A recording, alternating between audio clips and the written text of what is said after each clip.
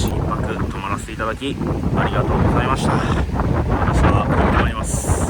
それとね、ご覧の通り今爆風なんですけど、天気もね今日雨予報なんですよ。でもこんな感じでめっちゃ曇ってるじゃないですか。で雫がねちょっとこっちにパラパラ飛んできてたんで、もしかするともう雨降ってんのかなと思ってたんですよ。そしたらねこれ雨じゃなくって、わかるかな、波のしぶきが風に乗ってこっち側に飛んできてますね。これはやばい。あの辺の家とかなんか大丈夫なんかなってすげえ心配になりますね。まあとりあえず出発しましょう。行ってきます。はいどうも皆さん、改めましておはようございます。本日は2024年の10月21日歩き遍路25日目の朝です。ちょっとね外風がやばすぎるんで、今ねちょうどよくトンネル通ってるんでここで話してます。外だと声が全く入りません。で、今日の予定なんですけど、38番足摺岬の先にある金剛福寺を目指していくんですけど、ここからねまだ50キロ60キロ近く離れてるんで、今日はね絶対到達できないんですよ。なんでここから約20キロ先にある四万十川のほとりのキャンプ場、そこに入ってですね、今日はキャンプ場に泊まって、次の日からまた足摺岬目指したいと思います。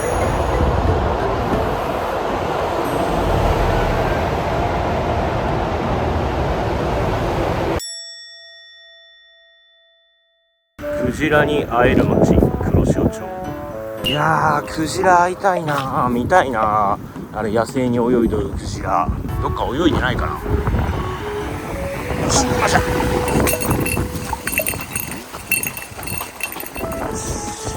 皆さん今海沿いにちょっと出てきたんですけど、これ見てください。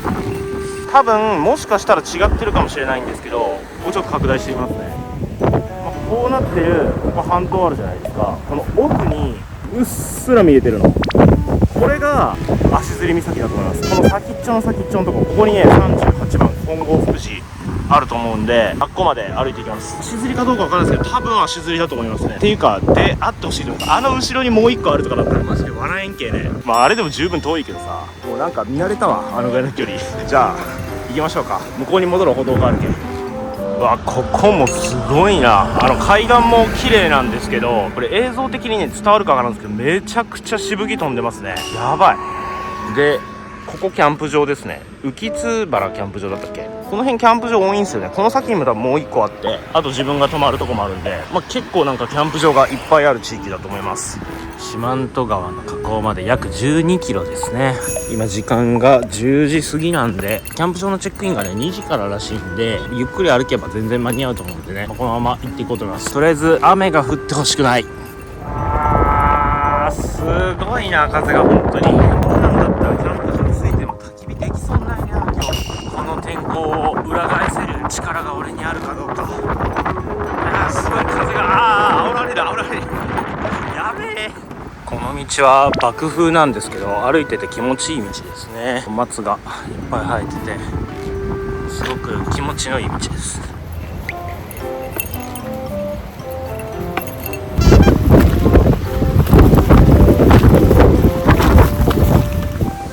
はい、出発からかれこれ4時間ぐらい経ったんですけど、爆風に続きついに雨がパラパラしてまいりました。最悪です。こっからですねルートが二手に分かれるんですよ。で本来はここをまっすぐ行って、この四万十大橋っていうとこを渡ってまた足摺に向かっていくんですけど、自分はねここのキャンプ場に行きたいんで、若干大回りにはなるんですけど、2キロぐらい大回りになるのかな。まあでも仕方ないです、キャンプしたいんで。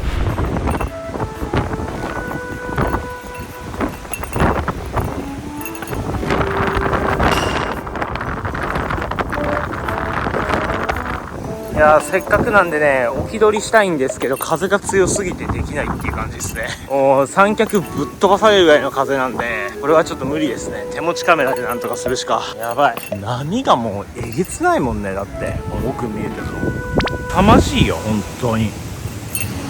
はい、時刻は12時45分ぐらいですね。キャンプ場まであと5キロぐらいの地点に来たんですけど、さっき歩いてたらね、これおばあちゃんにイカちゃんの揚げたやついただきましたんで、食べながら歩きたいと思います。本当は座って食べた方がいいんでしょうけど、もうさっき休憩したばっかりなんで、これ食べながら行きます。いただきます。ありがとうございます。うまっ。で今日ね野宿じゃなくってキャンプ場泊まるじゃないですか。なんでねお酒が飲めるんですよ。ただお酒買うような場所がもうずーっとこんな感じの道なんで全くないです。で何よりね久しぶりのキャンプ場なんで、ちょっとしっかりしたもの食べたいなと思っていろいろね来る途中道の駅で買ってきたんですよ。ただその調理にどうしてもね白ご飯が欲しいんですけど、それもねないですね。いつもパックのご飯一つ持ち歩いてるんですけど、今日に限ってちょっとないんで、あれも困ってますね。行くキャンプ場がねなかなか設備の整ったオートキャンプ場なんで、そこでもしかすると売店に酒も白ご飯パックもあるかなと思ってちょっと期待はしてるんですけど、もしなかった場合はせっかくキャンプ場来てるのにお酒なしにして四万十川満喫セットのつまみ買ってきたんですけど、それもねちょっと残念なことになるんで、どうしましょうかね。コンビニがそのキャンプ場から 3. 何キロ先かな、そんぐらいにあったんですけど、往復したらもう6キロ7キロになるじゃないですか。ちょっと悩みますよね。信じときましょう、キャンプ場にあると。俺の今までの経験上だったら売ってると思う。そんな感じの見た目の売店だった。こ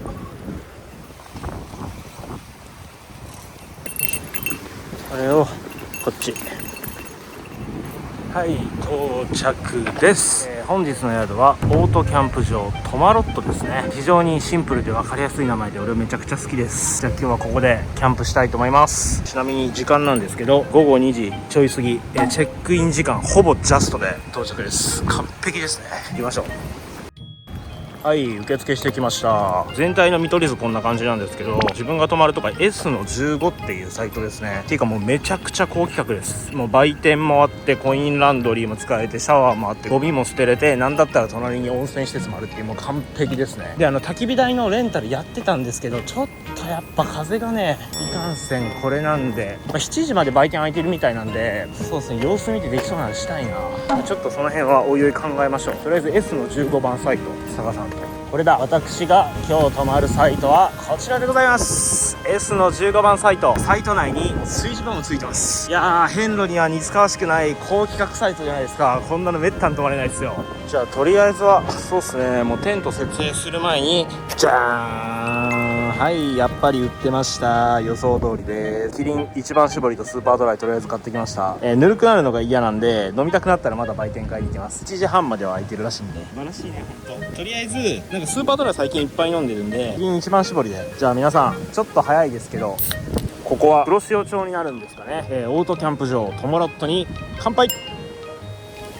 ガーうまい、最高やね。ほんまにここまで20キロぐらい歩いてきて飲む酒最高で、それとね皆さんもう一個ないって言ってたもんあるじゃないですか。そうご飯のパックです。売ってなかったです。残念と思ったんですが、ういじゃーん、これが売ってました。普通の白米1合ですね。なんで炊きます今日。やっぱね何かしら多分米類とカップラーメンはあるだろうなと思ってたんで、やっぱ10年間のキャンプ経験、こういう時に行きますよね。これビビってローソンまで買いに行ってたらもう往復7キロぐらい違うんで、やっぱ長年キャンプしとってよかったわ。でもこうなんていうのかな、俺がキャンプを与えるきっかけを与えてくれたお遍路に、ここからね10年間趣味でキャンプをして帰ってくるっていうのはなかなか本当にある意味ちょっとお礼参りなのかなと思う。本当にだって遍路してなくてキャンプしてなかったらマジで俺の人生変わってましたからね。いやなんか到着早々ちょっといいこと言った。とりあえず荷物下ろしてゆっくりして気が向いたらテント立てましょうか。では皆さん後ほど。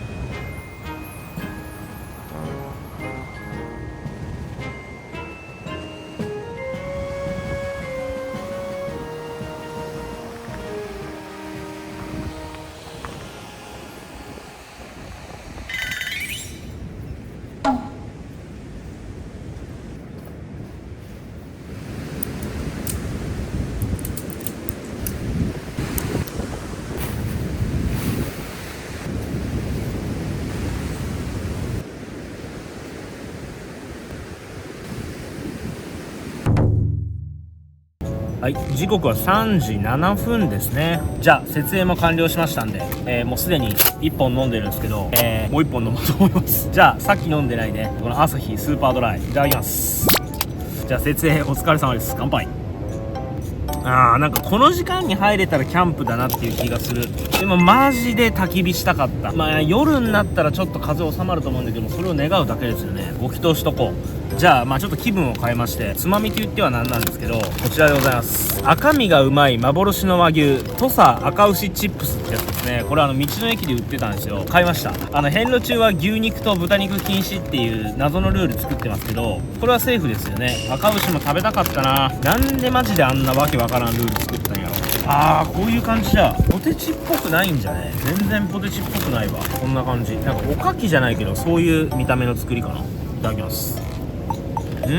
これが赤牛か。うまい。でこれからの予定なんですけど、何しようかなと思って、初めて来たキャンプ場なんでね、とりあえずちょっと場内散策はしたいんですよ。でその後ね、ほんと歩いて 2,3 分だと思うんですけど、そこにね入浴施設があるんで、そこで温泉入りに行きます。風呂入って、なんやかんや多分そこで1時間2時間ぐらい使うかな。そっから夜の宴とこの流れでやっていきます。その夜の宴になるまでに風が収まってて焚き火できたらもう100点完璧ですね。ただ風がマジで半端ない。今ねゴーっていう音入ってます、マイクに。これね風の音ですからね、半端ないですマジで。このサイトはね、比較的風があんまり当たらない場所を選んでくださったってキャンプ場のスタッフの方が言ってたんですけど、強いですね。そのおかげで多分ギリねガイドロープ張らなくても大丈夫かなっていうぐらいの感じです。これ以上強くなってきてやばいかな。一応四隅にはペグ止めしてます。いつも野宿するときはこのエリクサーね微妙に前室があるんで、その前室を出させるために前に2本後ろに1本だけペグ打ちするんですけど、今日はねこのテントの四隅にもペグ打ちしてるんで計7本ですねペグ止めてるんで、多分いけると思うんですけど、そんな感じです。ちょっと様子見ながらその辺を動いていきましょう。夜になったらちょっと収まるとは思うけどね、基本的にいつもそのパターンですね。夜になるとやっぱ風は落ち着いてくると思うんで、大丈夫だと思うんですけど。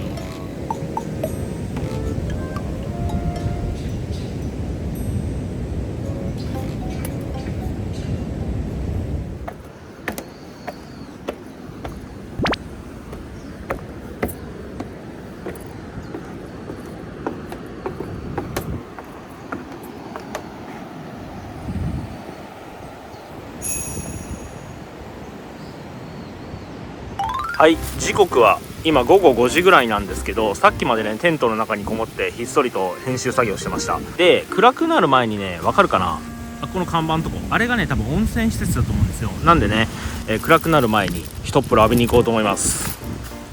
はい、来ました。四万十の宿ですね。ここから入っていいんかな、行ってみよう。でどうなってんのこれ、多分宿と日帰り入浴とで多分分かれてるのかな。こっちっぽい気がするわ。行ってみましょうか。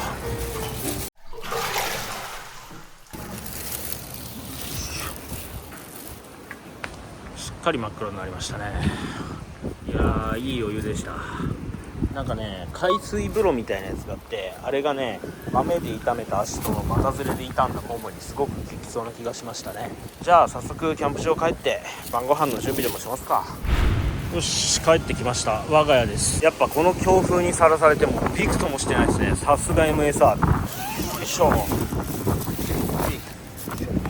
まずはライト点灯。明日からねずっと天気悪いんで、これ充電できるかすげえ心配ですね。使い方しないように気をつけて。じゃあとりあえずね湯上がり後の一杯といきましょうか。これです。馬路村ゆずチューハイ。これさっきの温泉売ってたんで買ってきました。買う時にね車の中では絶対に飲まないようにしてくださいって言われたんですけど、大丈夫です、安心してください。徳島から歩いてきました。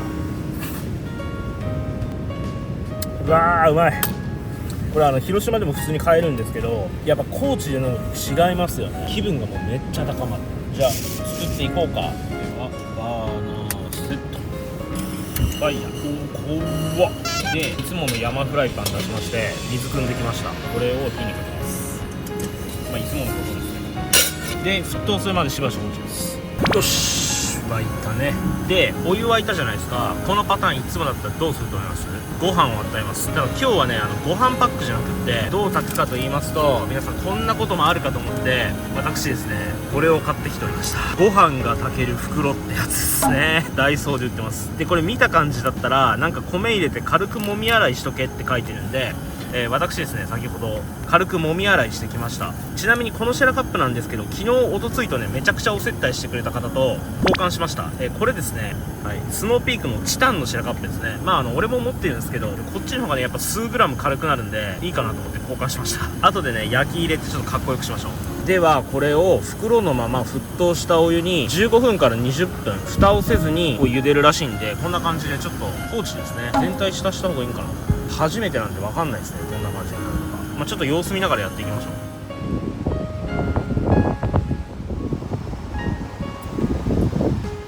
う。よし、じゃあかれこれあれから20分ぐらい経過ですね。よいしょ。だいぶ水が干上がっちゃったんですけど大丈夫でしょうか。でこの後ねまた15分か20分ぐらい蒸らさないといけないっぽいんで、これをこっちのシェラカップに移せるか。よっよっこいしょ。わちょっとキャパオーバーかもしれんけど頑張って蓋しとけって書いてたんで蓋します。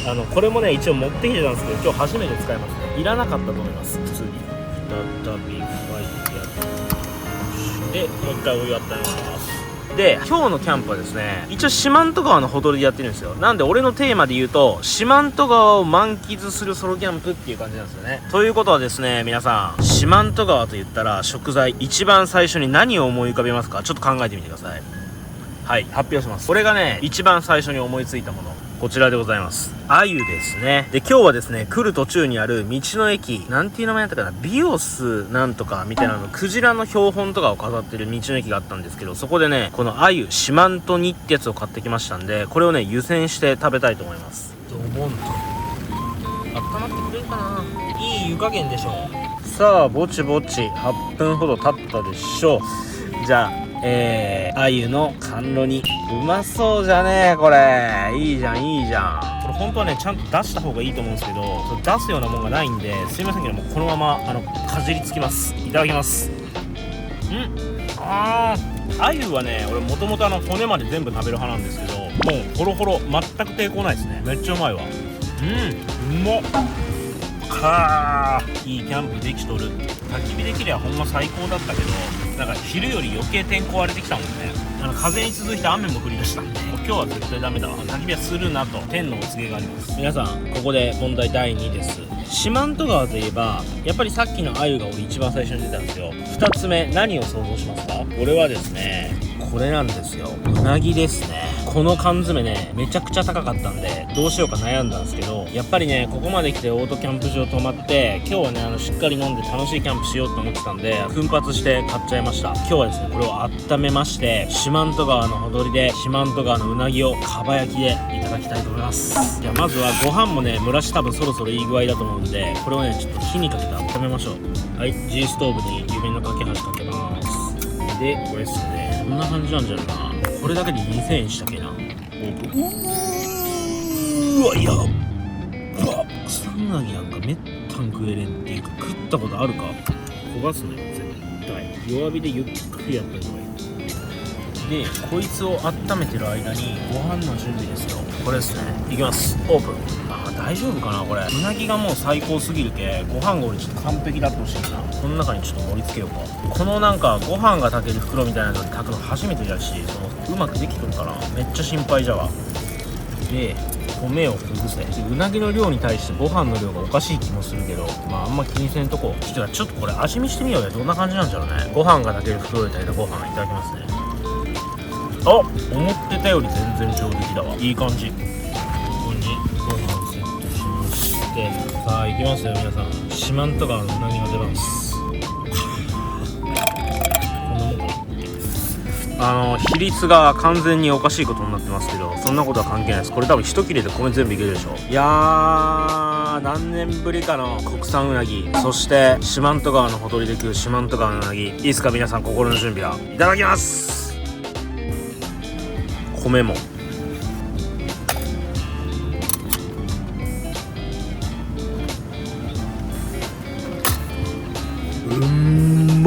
これはとんでもないわ。明日ちょっと30キロぐらい歩かんといけんのんでこの四万十川のうなぎがめちゃくちゃ俺に元気を与えてくれてる。明日ねこれ食ってこの川で育ったうなぎを昨日食べたんだって思いながら四万十川を渡ります。そして足をこずりながら足摺岬目指します。これ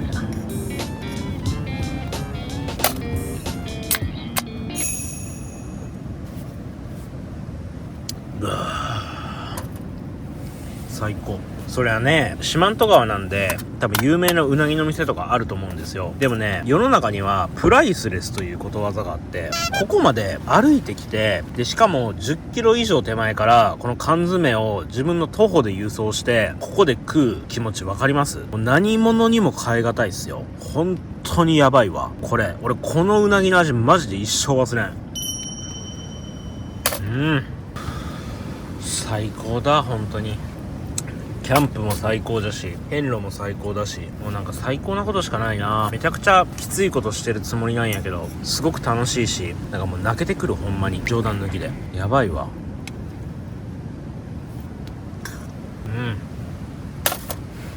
うまっ。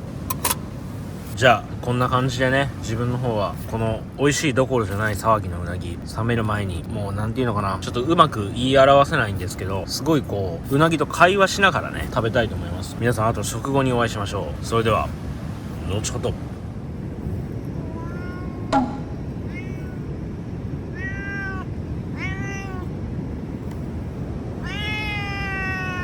いや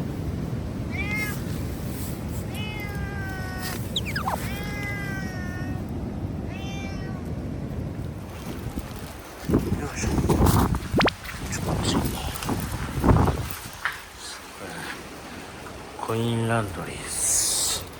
キャンプ場でコインランドリーなんか誰が使うんだって思うんだけど、今だったらめっちゃありがたく感じるわ。液体洗剤漂白できる。やっぱ液体洗剤ここにいるんじゃない？ここに入れましてほい、 OK。 よし、35分じゃない。はい、時刻は8時40分ですね。とりあえず今食事も終わってある程度ね片付けて洗濯も回してるんですけど、これです。いつも恒例の明日の段取りやっていきましょうか。はい、とりあえずね、今日の報告なんですけど、今ねこのオートキャンプ場トマロットっていうところにいるんですけど、この下田の私っていうこの都線があったらもうすぐこっちからピュッと四万十川を渡れるんですよ。ただねこれ多分やってないと思うんで、明日はですねこの道をこう上がってこっちに行って、この四万十大橋っていうとここをですね歩いて渡ります。でこの辺でどっか泊まれるとこ見つけて探そうかなと思います。ちょっと状況を見ながらね、その辺多分泊まれる場所もあると思うんで、考えながら明日も野宿の予定でやっていこうかなと思います。で俺の予定だったら明日この辺まで来て、次の日にここ足摺岬の先っちょにある38番金剛福寺行って、その後はねちょっと天気が明日からずっと悪いんですよ。なんでこの辺のどっかでね、宿取ってもいいかなと思ってる。明後日に関して言うとね、とりあえず明日は野宿の予定で行こうと思うんで、この段取りで動こうと思います。ただ夕方か午後3時ぐらい、それぐらいからものすっごい雨の予報になってるんで、それまでには着いときたい。なんで明日ちょっと早めに出ようかな。一応受付の人にはね早めに出ますとは言ってるんですけど、7時かな、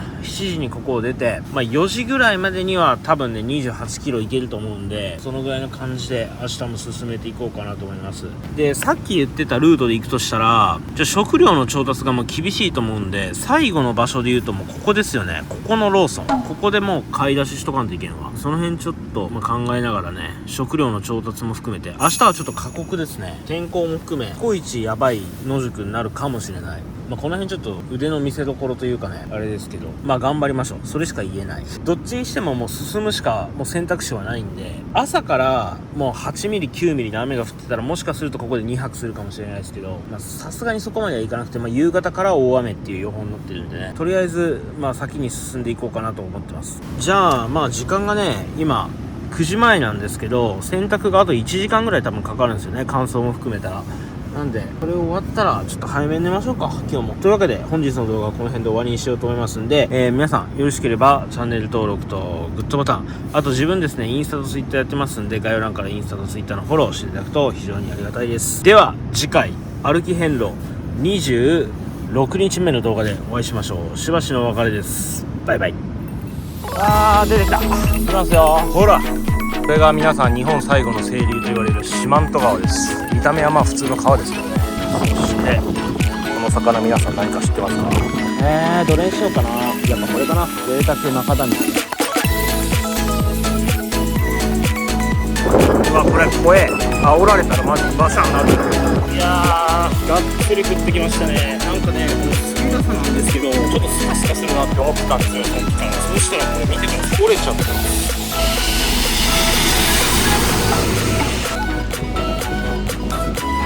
で、これですね。本ガツオのこれもらってたんで、これうまそう、めっちゃいい匂いする。ちょっと多めにいきますね。